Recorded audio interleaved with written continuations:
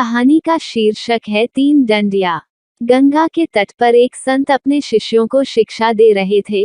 तभी एक शिष्य ने पूछा, गुरु जी, यदि हम कुछ नया, कुछ अच्छा करना चाहते हैं पर समाज उसका विरोध करता है तो हमें क्या करना चाहिए? गुरु जी ने कुछ सोचा और बोले, इस प्रश्न का उत्तर मैं कल दूंगा। अगले दिन जब सभी शिष्य नदी के तट पर एकत्रित हुए तो गुरु जी बोले, आज हम एक प्रयोग करेंगे। इन तीन मछली पकड़ने वाली डंडियों को देखो, ये एक ही लकड़ी से बनी हैं और बिल्कुल एक समान हैं। उसके बाद गुरु जी ने उस शिष्य को आगे बुलाया जिसने कल प्रश्न किया था। पुत्र, ये लो, इस डंडी से मछली पकड़ो, गुरु जी ने निर्देश दिया। शिष्य ने डंडी से बंधे कांटे में आटा लगाया और पानी में डाल दिया।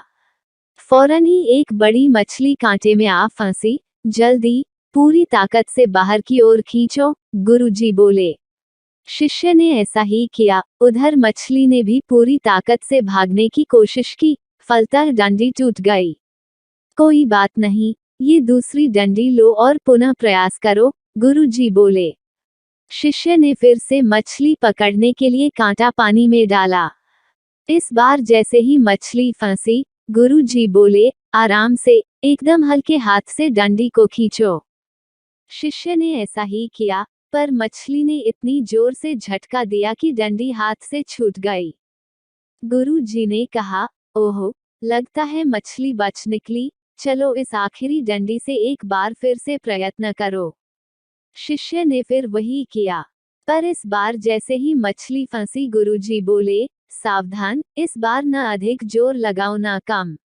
बस जितनी शक्ति से मछली खुद को अंदर की ओर खींचे उतनी ही शक्ति से तुम डंडी को बाहर की ओर खींचो। कुछ ही देर में मछली थक जाएगी और तब तुम आसानी से उसे बाहर निकाल सकते हो। शिष्य ने ऐसा ही किया और इस बार मछली पकड़ में आ गई। क्या समझे आप लोग? गुरु जी ने बोलना शुरू किया, ये मछलियां उस समाज के समान हैं जो आपके कुछ करने पर आपका विरोध करता है। यदि आप इनके खिलाफ अधिक शक्ति का प्रयोग करेंगे तो आप टूट जाएंगे। यदि आप कम शक्ति का प्रयोग करेंगे तो भी वे आपको या आपकी योजनाओं को नष्ट कर देंगे।